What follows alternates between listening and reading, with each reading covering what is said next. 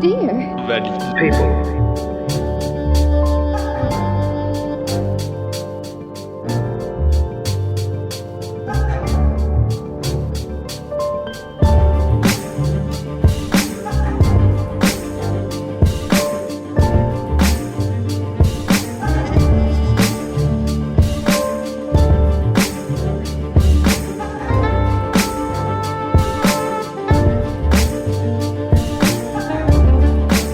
Dear.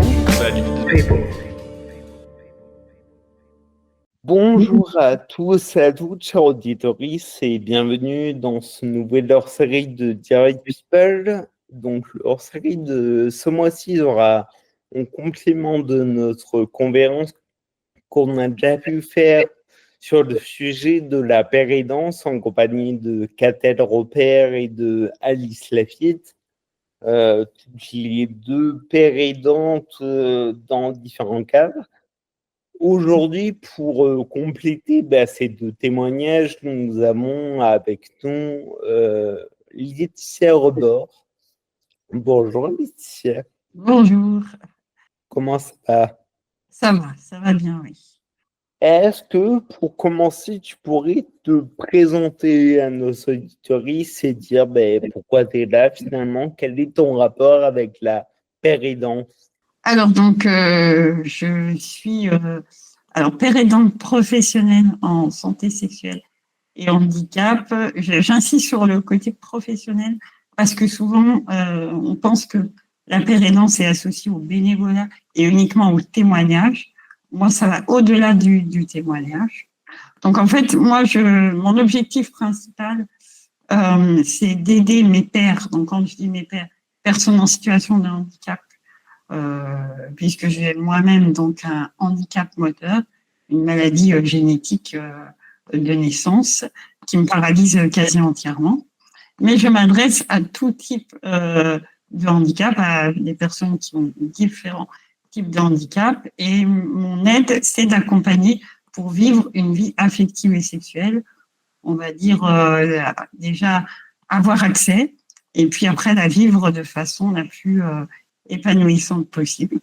Mais ça passe par différentes activités. Donc ça, c'est l'objectif vraiment final. Mais je fais pour cela du coaching, des groupes de parole. J'organise des groupes de parole.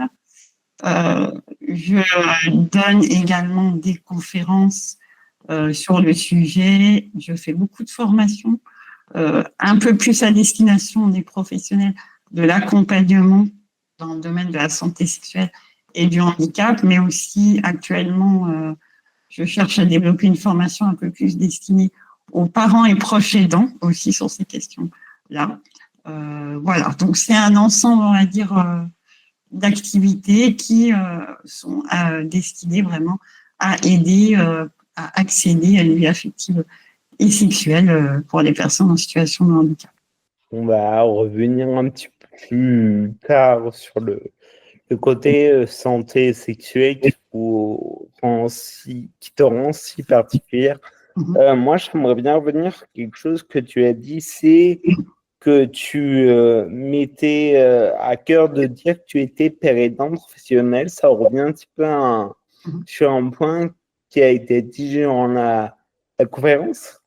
C'est vrai qu'il y a encore un souci de reconnaissance de ce métier au sein du handicap. Ou comment tu le vois, toi, la représentation de la pérédance aujourd'hui? Alors, je pense que c'est un domaine de la pérédance qui est quand même en train de se développer tout doucement en France. Alors, on est toujours un petit peu en retard par rapport, par exemple, au Canada, où ça fait bien longtemps qu'ils l'ont intégré comme des savoirs d'expérience essentiels.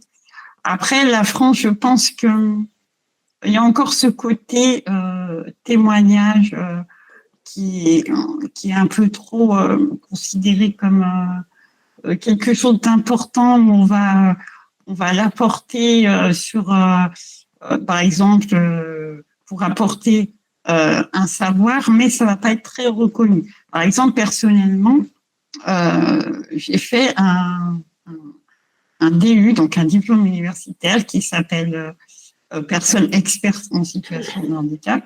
Pourquoi j'ai fait ce diplôme? C'est pas pour apprendre quelque chose, parce que je peux vous dire que j'ai rien appris dans ce diplôme, que je savais déjà beaucoup de choses et même que je pouvais même en apprendre, mais que j'avais des difficultés sans diplôme à être légitime au sein de mes différentes interventions. Donc, on va dire que ça m'a servi à apporter ma légitimité, puisque encore beaucoup de personnes ont encore du mal à voir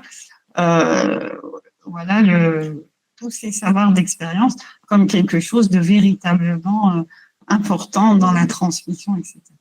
Donc c'est un peu, on va dire, on avance petit à petit, mais même encore maintenant, moi j'ai créé Sexpert, donc SEX PAIR, depuis 3 ans. Même encore maintenant, je sais que parfois, il y a des organismes, des associations qui ont tendance à dire mais vous pouvez pas intervenir gratuitement ou alors même à me dire que mes tarifs sont trop chers.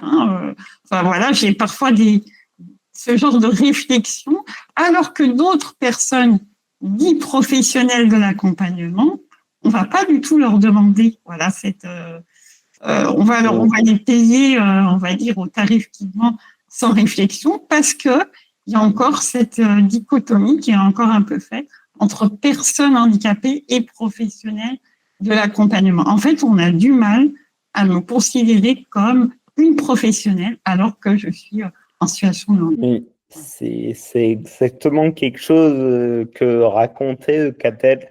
Elle a raconté une situation où justement elle aussi, elle a passé une formation, un DU dans le domaine qui paraît ne lui a pas appris grand-chose, mais qu'elle en avait besoin et que durant un des stages qu'elle avait fait, elle participait à une réunion et en étant en fauteuil roulant, il y a une personne qui a réagi en disant mais pourquoi tu ramènes tes patients?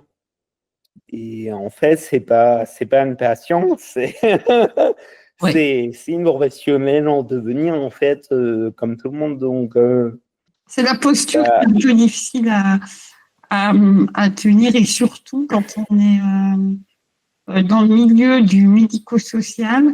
Parfois, j'ai l'impression qu'il y a cette peur qui s'instaure. Il y a des professionnels qui ont peur qu'un père aidant va leur piquer leur métier. C'est un peu ce qui se passe.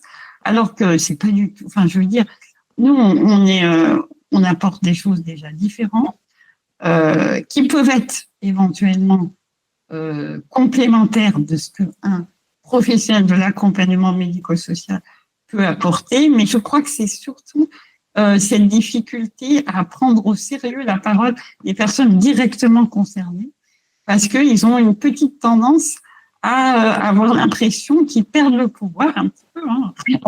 Et ça, il y a encore une question un petit peu derrière de système, notamment institutionnel, qui on sent bien que quand moi j'arrive avec mes savoirs, ça perturbe un petit peu parce que ça remet en question leur position de sachant, en fait. Voilà. Oui, c'est ça. Et d'ailleurs, c'est une position dont on a un peu discuté aussi durant la conférence, où justement Catel préférait parler de pérennisation pour éviter cette hiérarchie. Il n'y a pas de sachant et d'apprenant, mais chacun, on s'apporte des choses et que c'est quelque chose de très mouvant finalement, la pérennisation, la pérédance. Oui, après, c'est sûr que moi, le mot pérédance, il est assez vaste. Il y a plein de types de pérédance. Il y a des pérémulateurs, des patients experts, des personnes expertes. Il y a aussi des personnes qui font de la médiation, médiateurs en santé pair.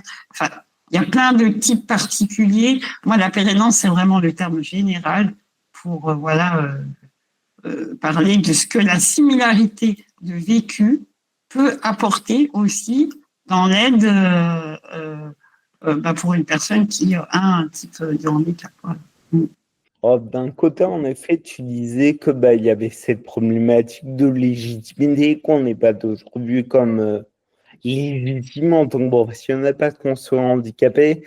Et est-ce qu'aussi d'un autre côté, il n'y aurait pas un amalgame de ce qu'est la pérédance, enfin, t'en as un petit peu parlé, mais qu'on mélange beaucoup à du témoignage, Oui. qu'on essaye de faire venir toujours des anciens patients. On parle aussi, encore une fois, de la résilience, où on surfe très vite sur de l'inspiration porn. Ah oui. Comment tu arrives à te positionner par rapport à ça?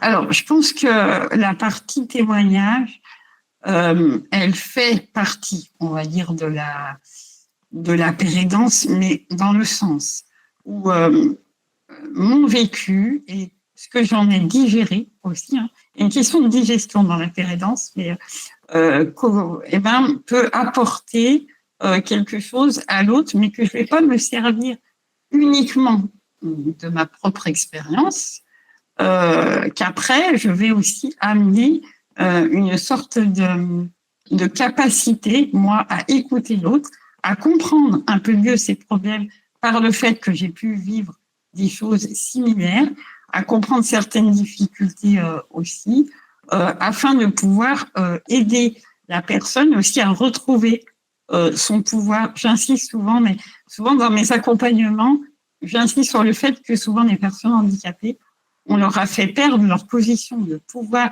d'agir sur elles-mêmes et que moi, j'essaye de faire retrouver ça aussi. Donc, ça va au-delà du simple témoignage où, en gros, mon témoignage, c'était dire, ben voilà, moi, j'ai telle maladie, j'ai tel handicap, voilà ce que ça fait, voilà ce que j'ai réussi, voilà quelles ont été mes difficultés. Bien sûr que ça va jouer sur la manière d'accompagner, mais ça ne s'arrête pas là, ça va au-delà de la pérédance, le simple témoignage de base. Toi, contrairement à Katek, qui nous disait qu'elle préférait rester sur le champ du handicap qui le concerne, c'est-à-dire le handicap moteur, toi, au contraire, tu es ouverte à tous les types de handicap. Est-ce que tu peux nous expliquer pourquoi tu as fait ce choix et est-ce que justement on ne te pose pas des questions à ce niveau-là? Si, alors ça a été vraiment une interrogation dès le départ, ça, qu'est-ce que je fais? Est-ce que j'accompagne uniquement les personnes qui ont un handicap moteur, hein, comme le mien? Et puis, je me suis dit, mais en fait, je pense que dans la santé sexuelle, notamment, il y a des besoins dans tous les types de handicap, que c'est pas parce que je ne vis pas, on va dire, un handicap complètement de façon similaire. Par exemple, j'ai accompagné dans des groupes de parole des personnes qui avaient un handicap intellectuel.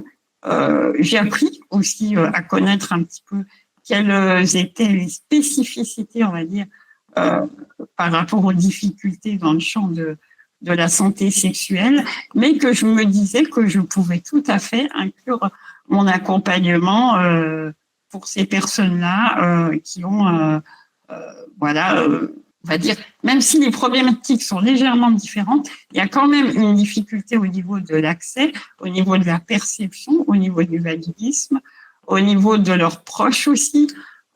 Et ça reste des choses très similaires, peu importe le type de handicap.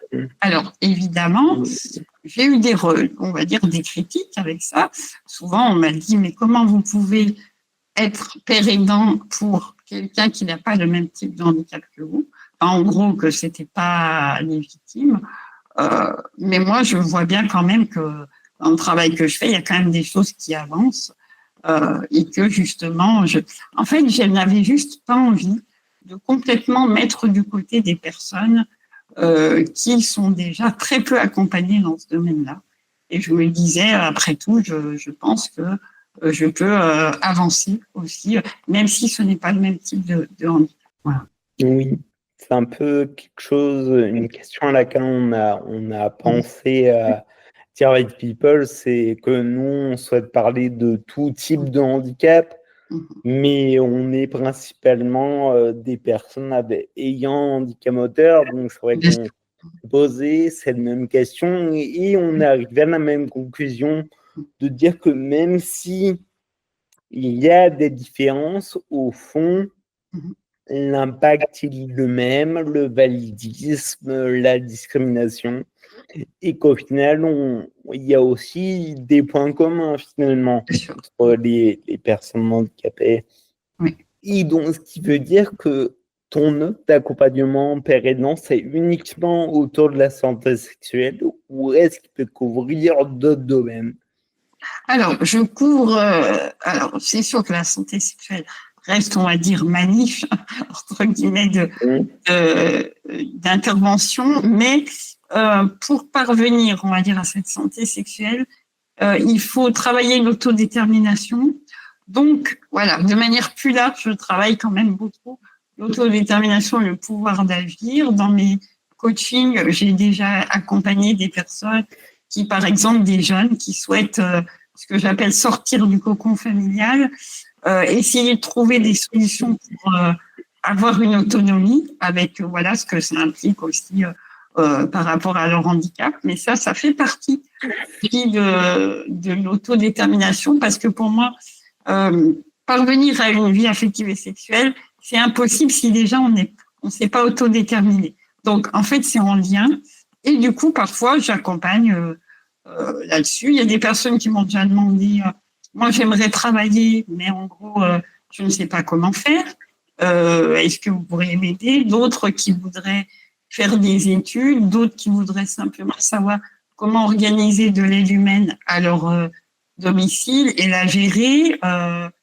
Voilà, ça peut être un petit peu tout ce type d'accompagnement au sens plus large de l'autodétermination. Voilà, je peux, oui, faire ça aussi. Même si j'avoue que quand même le coaching qui, entre guillemets, est le plus demandé chez moi, ça reste quand même celui de se donner les chances d'accéder à une vie affective et sexuelle. Et justement, c'est une question que j'ai posée à la fin de la coopération, c'est-à-dire comment se passe, on va dire, une séance typique de péridance. Est-ce que d'ailleurs on parle de séance? Parce que ça ressemble beaucoup à de la psychologie, mais en même temps, pas trop à des séances de psy, mais non. C'est du développement personnel, mais pas tout à fait non plus. Mhm. Comment on pourrait en parler? Alors, ça dépend. Si on parle du coaching, voilà, parce que ça, c'est des séances individuelles, donc ça, c'est de l'accompagnement individuel. Donc là, le but vraiment, c'est, moi, je commence par une séance où j'apprends à faire connaissance, où on me dit un petit peu quelle est la problématique, qu'est-ce que la personne en fait recherche vraiment, qu'est-ce qu'elle rencontre comme difficultés, sur quoi elle aimerait travailler.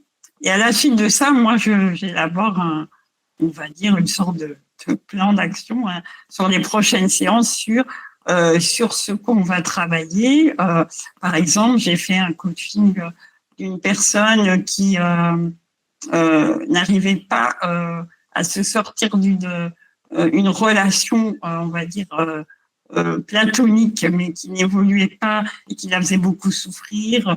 Voilà, ça aussi, ça a été un accompagnement sur reprendre un petit peu aussi confiance dans le fait qu'on puisse séduire d'autres personnes. Voilà, ça c'est un type, c'est un exemple. Mais en gros, voilà, je commence par d'abord cerner bien le problème, trouver un plan d'action, et après, pendant les 3 séances qui sont à peu près espacées d'1 ou 2 mois, ça dépend de l'avancement de chacun, du rythme de chacun, on fait des exercices aussi pour que la personne trouve elle-même. En fait, moi, j'accompagne la personne à elle-même trouver des solutions. Je vais l'aider, mais c'est pas moi qui va déclencher l'action. Enfin, je veux dire, si la personne n'a pas envie d'évoluer, un coaching, ça marchera pas. On va rester bloqué. C'est un peu la différence avec le psy, je pense, c'est qu'un simple psy, bien sûr qu'il va, le psy va aider à faire évoluer, mais il n'y a pas cette envie immédiate d'action pour que ça avance dans l'esprit aussi. Et voilà. Là, moi, dans mon coaching, c'est un peu plus ça. C'est quand même une aide pour une mise en action quand je suis mise en action, c'est quelqu'un qui a envie de changer un peu certains comportements pour aller vers autre chose. Notamment, beaucoup dans mes coachings, il y a beaucoup de travail sur l'estime de soi, qui reste un point très, très difficile chez les personnes handicapées, notamment avec notre société validiste qui, de toute façon, insiste sur la non-valeur que l'on peut avoir. Et du coup, moi, je repars beaucoup de ça, parce que c'est souvent ça. Vous voyez, dans la recherche de vie affective et sexuelle, on a tendance à dire, même quand on est handicapé, je l'ai fait moi, à dire c'est la faute des autres. C'est toujours la faute des autres. Si je trouve personne, c'est les autres qui me rejettent. Alors il y a une partie qui est vraie. Notre société a du mal à imaginer qu'on puisse avoir une vie affective et sexuelle. Mais il n'y a pas que ça, il y a aussi la manière dont on se perçoit et dont on nous a appris à nous percevoir depuis la naissance, qui peut créer des gros blocages dans les relations en général aussi. Donc ça, j'essaie de retravailler un peu. Moi-même, je pense que les parents, inconsciemment, à peu près, ils n'avaient pas pensé que je puisse avoir un jour une vie affective et sexuelle, et ils me l'ont inculqué un petit peu parce que eux-mêmes, on leur avait dit déjà. J'étais pas sûre que je vive jusqu'à cet âge-là. Donc, je pense qu'ils n'avaient jamais imaginé que j'arrive à un âge où je puisse vivre une vie affective et sexuelle. Mais en plus de ça, ils étaient dans le schéma validiste où c'était impossible. Donc ça, évidemment, j'ai grandi avec ça. Et ça a certainement été compliqué pour moi, du coup, d'aller vers des relations en ayant ce blocage un petit peu en moi. Donc, c'est aussi beaucoup ça que j'essaye de retravailler. Voilà, entre autres. Donc, voilà. Et puis au bout de 3 séances, on fait un bilan de ce qui s'est, ce qu'on a pu faire, ce que la personne, elle pense que ça lui a apporté. Et s'il y a besoin de plus, on continue. Ça dépend des rythmes et des situations. Ou alors on arrête et puis la personne a quelques outils en plus pour avancer dans ces thématiques-là. Voilà.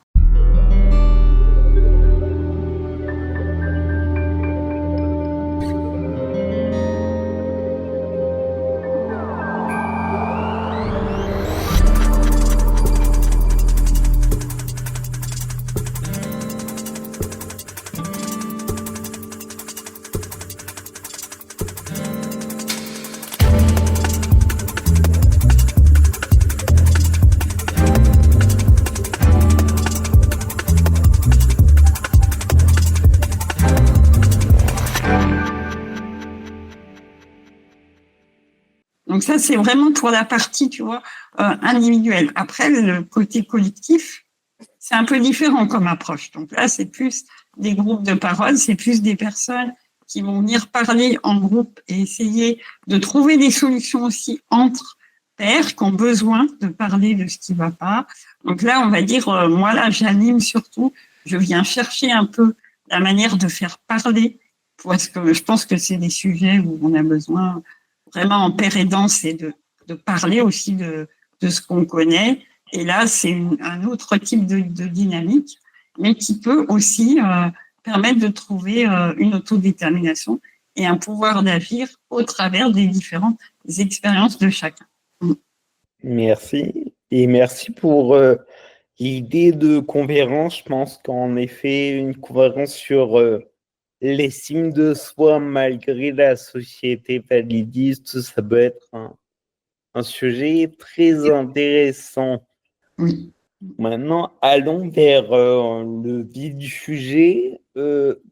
Comment tu définirais la santé sexuelle?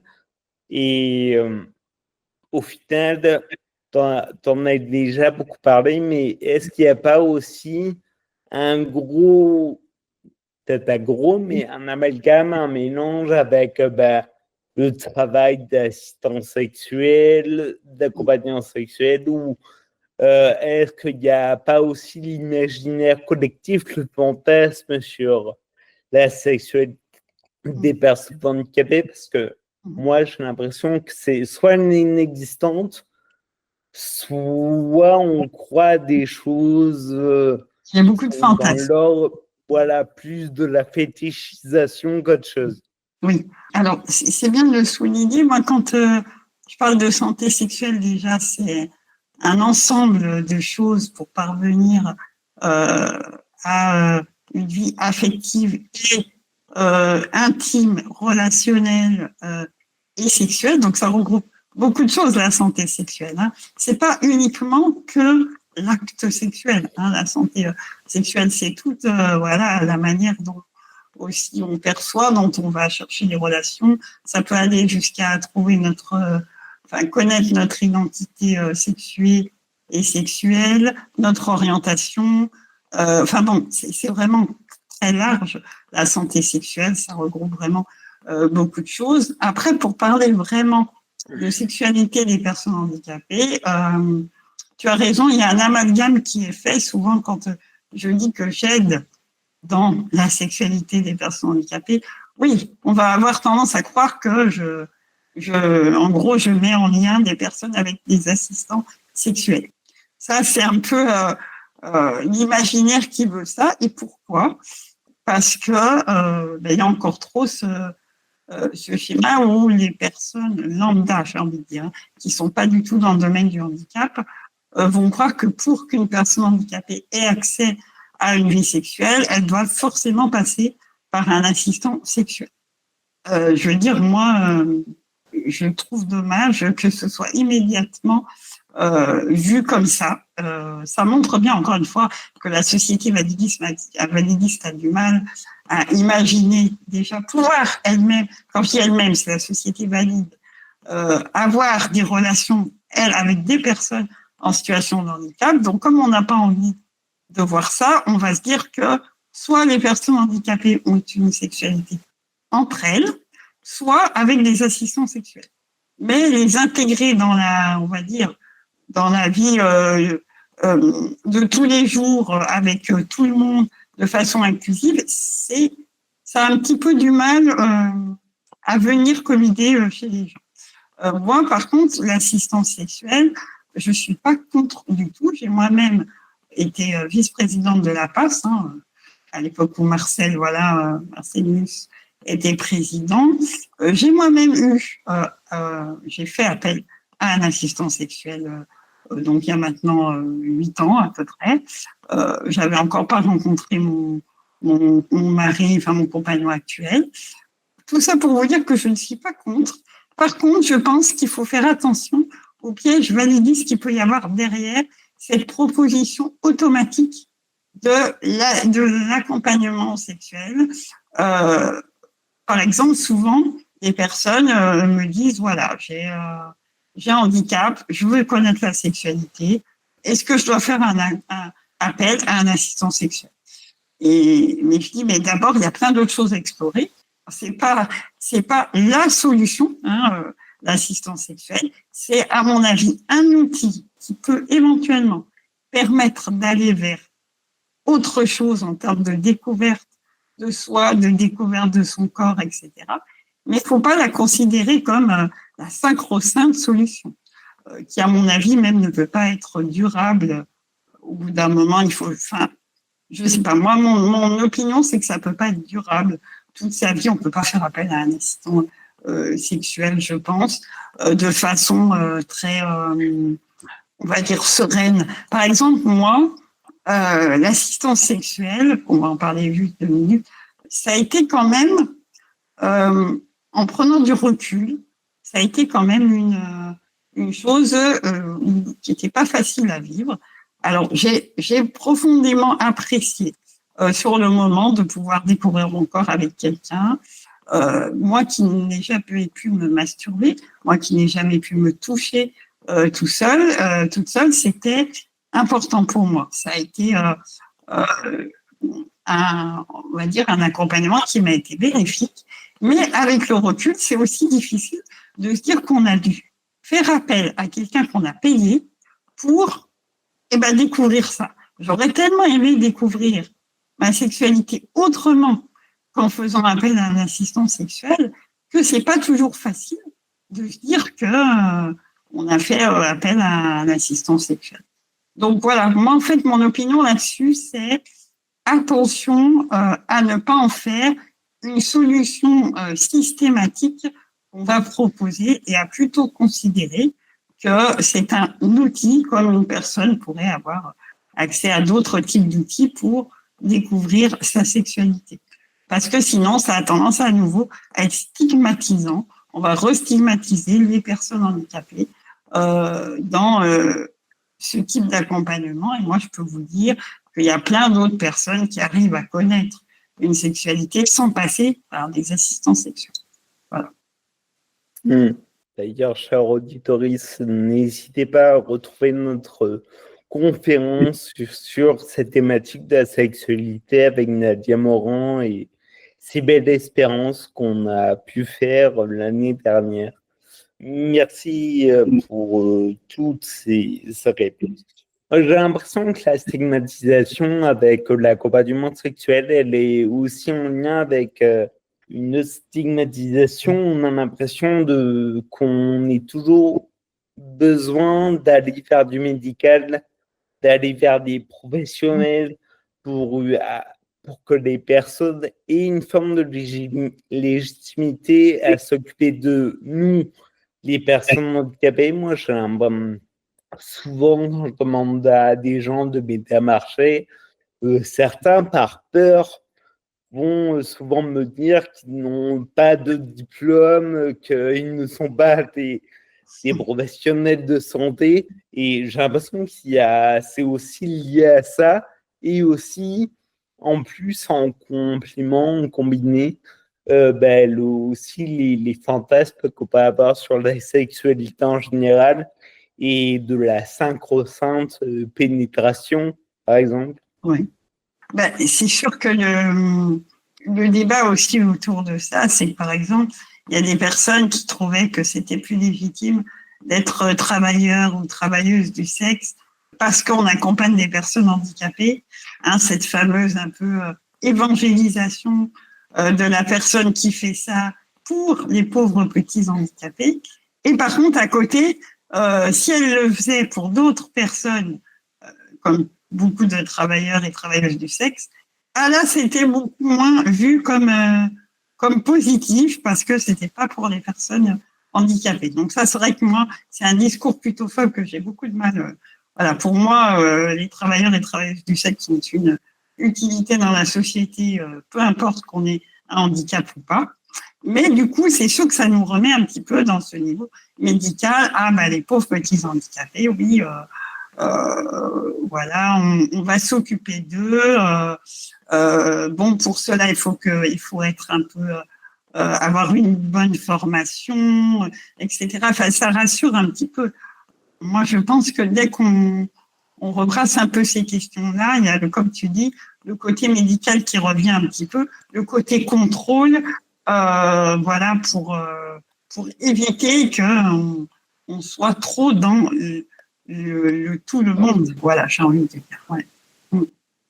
Et pour un petit peu, on va dire, s'éloigner, on sait que le sujet, la sexualité des personnes handicapées, c'est quelque chose qui intéresse beaucoup, on en fait beaucoup, et il y a quelques années était sortie la série Arte 1m20. Est-ce que tu as eu l'occasion de la regarder? Qu'en as-tu pensé avec ton regard de professionnel, justement? C'est vraiment une super série. Pour moi, c'est la meilleure, qui aborde la question de la sexualité en plus d'une femme. Donc, c'est important aussi de le souligner, qu'il y a qu'on voit dès le départ. Moi, j'aime beaucoup la scène, la première scène où on voit qu'elle se masturbe et qu'il y a la mère qui vient interrompre ce moment très intime. Et je trouve que ça, c'est vraiment super parce que c'est tellement ce qu'on peut connaître en mode, on n'a pas l'intimité, les parents, voilà, sont peut-être un peu trop là. Voilà, bon, c'est un petit point, mais qui, pour moi, est vraiment très représentatif de la réalité. Et après, de cette manière qu'elle a de s'affirmer, de découvrir. Et puis, je trouve que c'est une série qui n'insiste pas sur le côté pathos, hein, le côté vraiment difficile de la maladie ou du handicap. Non, c'est une série qui montre simplement une personne, voilà, dans sa vie en plus, voilà, d'adolescente, enfin de jeune adulte qui, voilà, qui avance avec, voilà, certaines réalités. Enfin voilà, moi j'aime ce côté où ça rentre dans une normalité. Euh, voilà quand même, et ça m'a beaucoup plu. Ouais. Très bien, on peut que vous conseiller, je auditrice, de la regarder. On mettra un lien en description. On arrive gentiment à la fin de cette discussion. Moi, j'aimerais te poser une question. Comment tu vois l'avenir de la pérédance dans les prochaines années? Qu'est-ce qu'on peut lui espérer, pouvoir être encore plus professionnel? Parce que j'ai l'impression qu'en majorité, vous êtes en freelance et ce n'est pas en institution, ce n'est pas dans les milieux hospitaliers. Est-ce que c'est quelque chose qu'on peut espérer que dans les prochaines années, ça vient dans les milieux hospitaliers? Ben, de toute façon, oui, pourquoi on est beaucoup en freelance? C'est parce qu'on ne trouve pas de statut qui soit même financièrement vivable sur le long terme, autrement qu'en freelance. Parce que justement, pour l'instant, les institutions, alors je parle au sens large, hein, établissements médico-sociaux, mais aussi hôpitaux ou autres, il n'y a pas vraiment, enfin, ce métier, comme il n'est pas encore reconnu, il n'y a pas vraiment de schéma possible. Donc voilà, moi, ce que je pourrais espérer, c'est vraiment une meilleure reconnaissance du statut, que le statut soit aussi reconnu dans sa légitimité, qu'on ne cherche pas toujours à mettre pérédant en opposition avec les professionnels, mais plutôt les considérer eux-mêmes comme des professionnels, vraiment, hein, le côté légitime importance, et le fait que les professionnels dits de l'accompagnement puissent apprendre des professionnels pérédants. Je pense que ça, il y a vraiment un switch à faire là-dedans. À partir du moment où ils auront compris ça, on pourra avancer et développer une meilleure reconnaissance du statut. Et moi, j'aimerais beaucoup que les pérédants, par exemple, moi, j'aimerais former moi-même des futurs pérédants. Moi, j'aimerais, voilà, dans un idéal un peu peut-être utopique pour l'instant, mais en tout cas créer des sortes d'écoles de pérédants qui seraient tenues par des personnes, voilà, directement concernées pour développer vraiment le métier. Et ça, ce serait top. Et c'est déjà ce qu'il y a un petit peu, notamment au Canada. Voilà, ça fait déjà un moment. Alors, c'est sûr qu'au Canada, ça s'est peut-être un peu plus développé au niveau de la santé mentale, ce côté pérédance, et au niveau d'autres types de handicap ou de différentes problématiques, ça avance aussi, mais peut-être un peu moins vite. Mais en tout cas, voilà, il y a ce côté, il faut vraiment professionnaliser et donner envie aussi aux personnes d'en créer une activité. Parce que c'est sûr qu'actuellement, il y a plein de personnes qui me disent « mais j'aimerais trop faire ce que tu fais et en vivre également ». Mais c'est tellement compliqué, c'est tellement compliqué, disons. Il y a des personnes qui ne se sentent pas d'être en libéral et d'assumer, on va dire, la création d'entreprises, etc. C'est quand même, voilà, certaines compétences à avoir et parfois on n'a pas forcément l'énergie pour. Et ben dans ces cas-là, il faudrait d'autres types de statuts comme salarié, où il n'y ait pas toute cette création d'entreprise derrière, mais où on puisse faire la même chose que je fais, mais être salarié d'autres voilà, d'autres groupes, associations ou autres, hein, ou entreprises même. Mais voilà, c'est important à mon avis, on aura avancé vraiment le jour où on pourra reconnaître légitimement les compétences d'un pérédant. Voilà. Merci.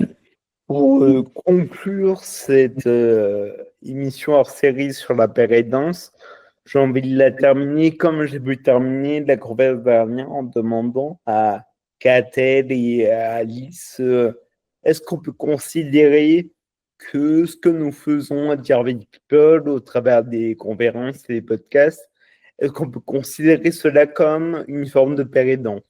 Oui, moi je pense que oui. Moi je pense que c'est déjà le fait que toi tu animes aussi et que d'autres ont des types de handicap et animent donc des sujets autour du handicap, pour moi c'est déjà de la pérénance. Voilà, c'est pas quelqu'un qui n'est pas du tout dans la situation de handicap qui vient parler d'un sujet qu'il dit à peu près connaître comme beaucoup de professionnels, mais qui ne connaît pas complètement puisqu'il ne le vit pas dans sa propre chair, voilà, j'ai envie de dire. Donc, pour moi, ça reste, oui, déjà de la pérénance, oui, tout à fait. Très bien. Merci beaucoup, Laetitia, pour ta participation à Dear White People. Et merci beaucoup à vous, chers auditeurs, pour nous avoir écoutés. N'hésitez pas à nous retrouver sur toutes les plateformes de podcast, sur le site de la radio FM+, ou sur YouTube. On se retrouve le mois prochain pour notre prochaine conférence du mois. Merci à tous et bonne journée.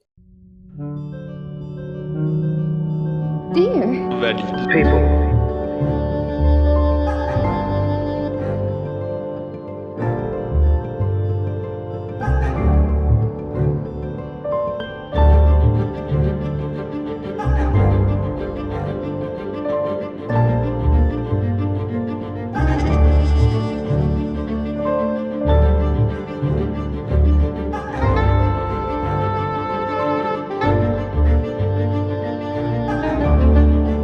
Dear. Valid people.